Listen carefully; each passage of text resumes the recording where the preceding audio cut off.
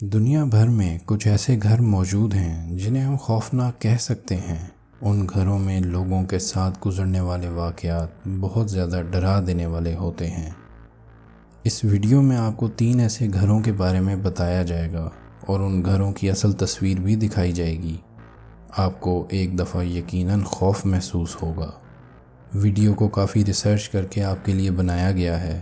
Video کو ضرور and تک دیکھیے گا اور شیئر بھی کیجیے گا۔ لائک، سبسکرائب اور بیل آئیکن کو دبانا نہ بھولیے گا۔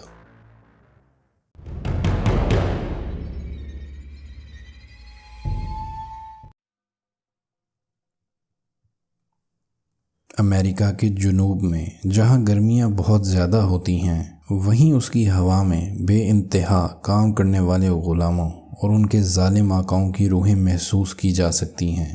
وہاں پر موجود سینٹ فرانسسویل لوزیانا میں ایک جگہ ہے جس کو مرٹلیس پلانٹیشن کہتے ہیں۔ یہ گھر 1861 سے 1865 کی جنگ کے درمیان میں بنا تھا۔ یہ گھر دیکھنے میں بہت خوبصورت ہے۔ یہ ایسا گھر ہے جو صرف کہانیوں میں نظر آتا ہے۔ اس کے 20 کمرے ہیں اور یہ اس ڈھنگ سے تعمیر ہوا تھا جیسے قلعہ بناتے ہیں، کیونکہ یہ اونچائی پر بنا ہوا ہے۔ مگر اس گھر کی تاریخ کمزور دل لوگوں کے لیے نہیں ہے۔ اس گھر کی کہانی شروع ہوتی ہے نئے شادی شدہ جوڑے سے جن کا نام تھا Mr and Mrs Clark Woodruff. Mr Woodruff ایک نامور جج تھے اور اپنے دور کے رواج کے مطابق ان کے پاس کئی غلام بھی تھے۔ ان غلاموں میں سے ایک غلام تھی کلوئی۔ وہ کئی سال تک ووڈرف کے ظلم اور ستم کا شکار رہی۔ کلوئی نے ایک دن یہ سوچا کہ وہ ووڈرف فیملی کی باتیں چھپ کر سنے گی، جس سے کلوئی کے متعلق ووڈرف فیملی کی شکایات کا اندازہ ہو سکے گا۔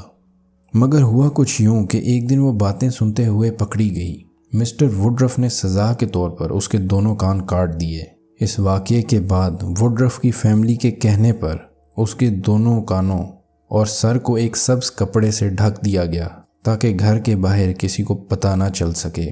ووڈرف کا ارادہ تھا کہ اس واقعے کا کسی کو پتہ نہ چل سکے، مگر کلوئی نے اپنا بدلہ لینے کا ارادہ کر لیا تھا۔ ووڈرف کی بیٹی کی 9ویں سالگرہ پر کلوئی نے کیک میں زہریلے اولینڈر کے پتے ملا دیے۔ اس کا ارادہ تھا کہ مسز ووڈرف اور ان کے بچے زہر سے مر جائیں۔ بعض لوگ تاریخ میں لکھتے ہیں کہ اس کا کسی کو مارنے کا ارادہ نہیں تھا اور وہ بس یہ چاہتی تھی کہ سب شدید بیمار ہو جائیں اور وہ ان کی دیکھ بھال کر کے ان کا دوبارہ دل جیت سکے تاکہ اس کی مشکلات آسان ہو سکیں۔ مگر افسوس، زہر کا اثر بہت تیز تھا اور مسز ووڈرف کے ساتھ دونوں بچے بھی جان سے گئے۔ جب سارے ایریا میں خبر پھیل گئی کہ یہ سب کیسے ہوا تو سب غلام وہاں اکٹھے ہو گئے اور انہوں نے کلوئی سے بدلہ لیا۔ اس کو لٹکا دیا گیا سب کے سامنے تاکہ سب اس کی موت کو دیکھ سکیں۔ پھر اس کی لاش کو پتھروں سے باندھا گیا اور مسیسپی کے دریا میں پھینک دیا گیا۔ کلوئی کی موت کے بعد بھی ایک اور خوفناک واقعہ اس گھر میں ہوا تھا۔ جس فیملی نے وہ جگہ ووڈرفس کے بعد خریدی تھی وہ بہت مالدار تھی۔ خریدنے والے آدمی اور اس کے 5 بچے ٹیوبرکلوسس سے مر گئے تھے۔ وہ گھر اس آدمی کی ایک بیٹی جو شادی شدہ تھی اور وہ زندہ بچ گئی تھی، اسے سب کے مرنے کے بعد مل گیا تھا۔ وہ میاں بیوی مسٹر اینڈ مسز ونٹر کہلاتے تھے۔ مسٹر ونٹر اس علاقے کے ایک عزت دار آدمی تھے جو اپنے گھر میں ہر اتوار کو بچوں کو پڑھاتے تھے۔ ایک دن جب وہ پڑھا رہے تھے تب ایک انجان شخص گھوڑے پر آیا ان سے ملنے کے لیے۔ اس نے بہت شور مچایا ملنے کے لیے۔ جیسے ہی مسٹر ونٹر گھر کے دروازے پر آئے اس شخص نے قریب سے گولی مار دی۔ مسٹر ونٹر کسی طرح اندر بھاگے اور سیڑھیوں سے اوپر چڑھتے گئے اور بالآخر اپنی بیوی کے بازوؤں میں دم توڑ دیا۔ کہتے ہیں کہ مسٹر ونٹر کے بھاری قدموں کی آوازیں آج بھی سنائی دیتی ہیں سیڑھیوں سے جب بھی لوگ اس گھر کو دیکھنے جاتے ہیں۔ مرٹلیس پلانٹیشن کو فلموں کے سیٹ میں بھی استعمال کیا گیا ہے، جیسے کہ دی لانگ ہاٹ سمر میں۔ یہاں فلم کی شوٹنگ کے لیے آنے والے لوگوں کو بھی عجیب چیزوں کا سامنا ہوا تھا۔ ان لوگوں کا کہنا ہے کہ انہوں نے اکثر فرنیچر جہاں رکھا ہوتا تھا وہاں سے کسی دوسری جگہ پر دیکھا۔ ان لوگوں کو کبھی سمجھ نہیں آئی کہ یہ سب کیسے ہوتا ہے۔ 1970 کے دور میں جب مائرز فیملی نے اس جگہ کو خریدا تو پہلے سے بھی زیادہ پیرانارمل چیزیں ہونا شروع ہو گئیں۔ کئی مہمانوں نے اور رہنے والوں نے ایک چھوٹی سی لڑکی کو دیکھا جس کے سر پر ہرا رومال تھا اور وہ اس گھر کے آس پاس گھومتی نظر آتی تھی۔ وہاں کے لوکل لوگوں کو یہی لگتا ہے کہ یہ شاید کلوئی کی ہی روح ہے جو اب بھی وہاں بھٹکتی ہے۔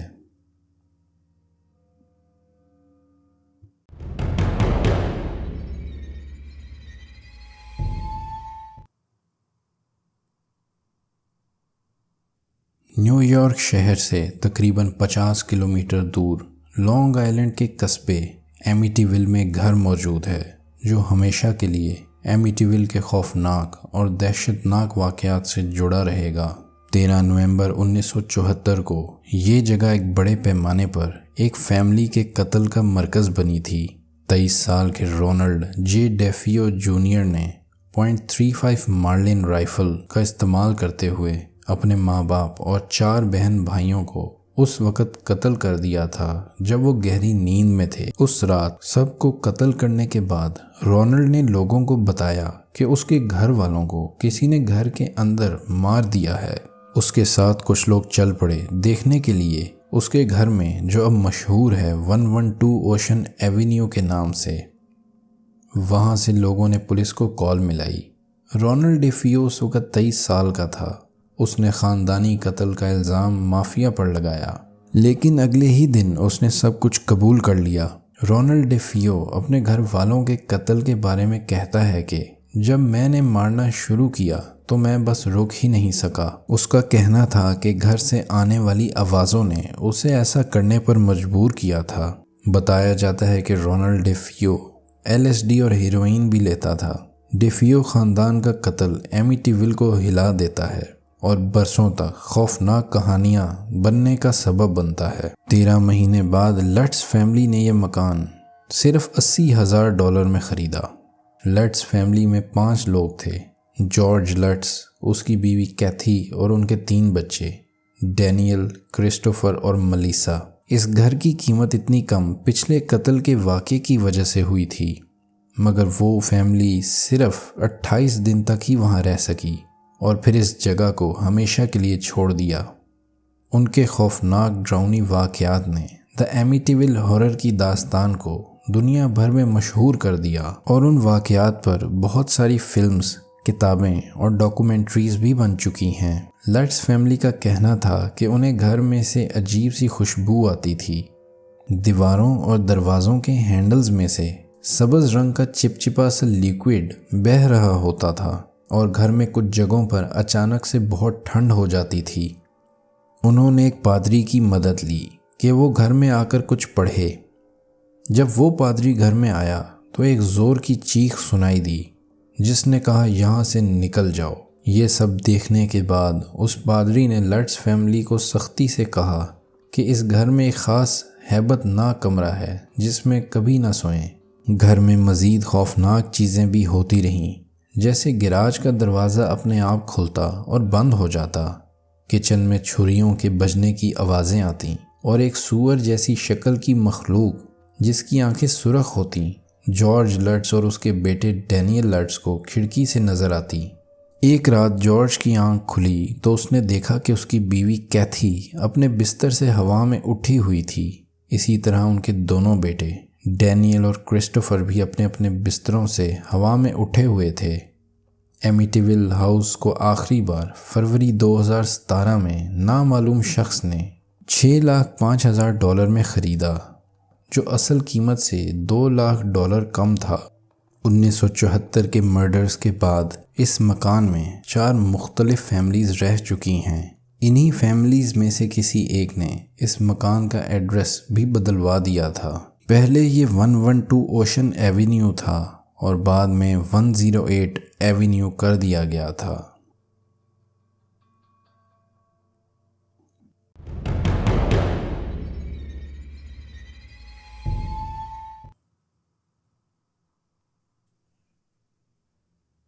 سین ڈیگو کیلیفورنیا میں موجود سین ڈیگو ایونیو کے مشرق کی طرف واقع ایک بہت پرانا گھر ہے۔ اس گھر میں کی گئی سرمایہ کاری کبھی ایک سنہری موقع تھی، مگر اب وہ ایک ایسی جگہ بن گئی ہے جہاں صرف موت اور تباہی کے نشان ہیں۔ یہ گھر ایک عوامی خدمت کا جذبہ رکھنے والے تاجر تھامس ویلی نے تعمیر کروایا تھا۔ یہ مکان 1857 میں بنایا گیا تھا اور اس وقت اس پر $10,000 سے زیادہ لاگت آئی تھی، جو اس دور کے حساب سے ایک بہت بڑی رقم تھی۔ وہاں اس گھر کی 4 دیواری میں ویلی خاندان کے بہت سے لوگ مر چکے ہیں، اور بہت سے لوگوں کے بارے میں یہ بھی کہا جاتا ہے کہ وہ بھی وہیں مر گئے تھے۔ کیلیفورنیا گولڈ رش کے جوش و جنون سے متاثر ہو کر تھامس ویلی نے 1849 میں اپنا گھر نیو یارک سٹی میں چھوڑا اور سین فرانسسکو کے لیے روانہ ہو گئے۔ وہاں پہنچتے ہی فوراً ایک دکان بنائی اور پھر واپس نیو یارک لوٹ کر اینا ڈیلونے سے شادی کی۔ 1853 میں یہ جوڑا سین ڈیگو میں آباد ہو گیا۔ ان کا بیٹا فرانسس 1854 میں پیدا ہوا اور 1856 میں تھامس ویلی نے اپنی فیملی کے لیے گھر بنوایا، ساتھ ہی ایک جنرل سٹور بھی تعمیر کروایا جو ان کے کاروبار کا مرکز بنا۔ کہتے ہیں کہ ینکی جم رابنسن سین ڈیگو میں ایک بدنام شخص تھا۔ وہ ایک شرابی تھا اور گھوڑوں کو بھی چوری کرتا تھا۔ ہر شخص شہر میں اس سے برا سمجھتا تھا اور سب اس سے چھٹکارا چاہتے تھے۔ ایک دن ان سب کی سنی گئی۔ ایک دن جم اور اس کے 2 ساتھی ایک بڑی کشتی جس کا نام پلوٹس تھا اس کو چوری کرتے ہوئے پکڑے گئے۔ جم نے بہانہ بنایا کہ وہ صرف اسے ادھار پر لینا چاہتا تھا اور چوری نہیں کرنا چاہتا تھا، مگر وہ تینوں گرفتار ہو گئے اور جم کو ایک زنگ آلودہ تلوار جو اس زمانے کے حساب سے اس وقت کا ہتھیار ہوتی تھی سر پر لگی، جس سے اسے گہری چوٹ آئی۔ ان تینوں پر چوری کا مقدمہ چلا اور کوئی ان کی صفائی دینے نہیں آیا۔ جم کو چوٹ کی وجہ سے بری طرح بخار ہو گیا تھا۔ اس کے دونوں ساتھیوں کو 1 سال قید کی سزا دی گئی، مگر جم کو سزائے موت ملی۔ آپ سب یہ سوچ رہے ہوں گے کہ جم کا تعلق اس ویلی ہاؤس سے کیا ہے۔ وہ اب میں آپ کو بتاتا ہوں۔ کہا جاتا ہے کہ جس درخت پر جم کو پھانسی کی سزا ہوئی تھی وہ درخت ویلی ہاؤس کی جگہ موجود تھا، اور وہ گھر اسی کے اوپر اور اس کے آس پاس بنا تھا۔ یہ بھی کہا جاتا ہے کہ تھامس ویلی بھی وہاں اس وقت موجود تھا جب جم کو پھانسی ہوئی تھی۔ ایک اور واقعہ ویلی ہاؤس کے ایک پرانے ملازم کی زبانی بیان کیا جاتا ہے۔ وہ کہتا ہے کہ اکثر وہاں آنے والے لوگوں نے دعویٰ کیا ہے کہ انہوں نے ڈائننگ روم میں ایک چھوٹی سی بچی کا سایہ دیکھا ہے۔ اس ملازم کا کہنا ہے کہ یہ روح کسی اور کی نہیں بلکہ اینا واش برن کی ہے، جو ویلی خاندان کے بچوں کے ساتھ بچپن میں کھیلنے والی ساتھی تھی۔ کہانی کے مطابق ایک دن جب اینا باہر کھیل رہی تھی تو وہ غلطی سے ایک کپڑے لٹکانے والی رسی سے ٹکرا گئی، جس کی وجہ سے اس کی گردن ٹوٹ گئی۔ تھامس ویلی نے اسے بے ہوش حالت میں دیکھا اور فوراً سے ڈائننگ روم کے میز پر لے آئے، جہاں اس نے اپنی آخری سانسیں لیں۔ لوگوں کا ماننا ہے کہ ویلی ہاؤس میں بہت سی روحیں رہتی ہیں کیونکہ وہاں بہت سے خوفناک واقعات ہوئے ہیں، جیسے قتل، خودکشیاں اور دیگر بدقسمتیاں، جس کی وجہ سے یہ گھر ہمیشہ خوفناک رہے گا۔